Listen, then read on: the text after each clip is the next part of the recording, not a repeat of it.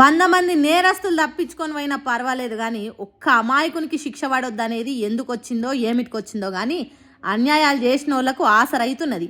మరి లేకుంటేంది? 24 ఏండ్ల కింద తెలంగాణ ఆడబిడ్డ ప్రత్యూషను అడ్డగోలుగా ఆగం చేసి చంపితే, ఇన్నాళ్లకు ఆ తీర్పొస్తే, సరే ఆలస్యమైనా దేశంలో అన్యాయం చేసినోళ్లకు శిక్షలు పడతాయని నిరూపించిన ఈ కోర్టులు గానీ, ఈ 24 ఏండ్లలో తప్పు చేసిన ఈ సిద్ధార్థ రెడ్డి దర్జాగా బయట తిరిగిండు, వ్యాపారాలు చేసుకున్నాడు. ప్రత్యూష కేసు నుంచి తప్పించుకునే తానికి చెయ్యరాని పనులు చేసిండు.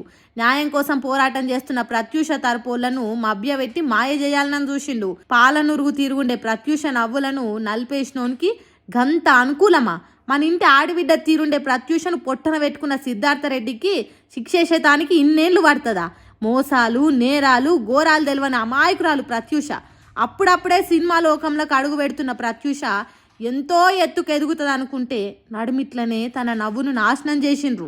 అసొంటి తప్పు చేసినోనికి 24 గంటలల్లా శిక్షలు పడితే కదా దేశంలో నేరాలు తగ్గేది. కానీ 24 ఏండ్లకు శిక్షలు పడితే తప్పులు చేసేటోళ్లకు ధైర్యం ఇచ్చినట్టు కాదా? అమెరికా దేశంలో ఓ పోలీస్ ఆఫీసర్ నిర్లక్ష్యం చేయబట్టి జాహ్నవి అనే మన ఆడబిడ్డ జీవిడిస్తే 3 ఏండ్లల్లా 262 కోట్లు అక్కడి సర్కారు కట్టించింది.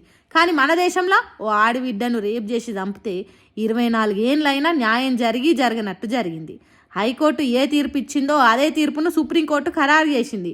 తప్పు చేసింది గాక సిగ్గు లేకుండా సుప్రీంకోర్టుకు వస్తావా అన్నట్టు సుత్తెతోని నెత్తి మీద కొట్టి సిద్ధార్థ రెడ్డికి శిక్షేసింది.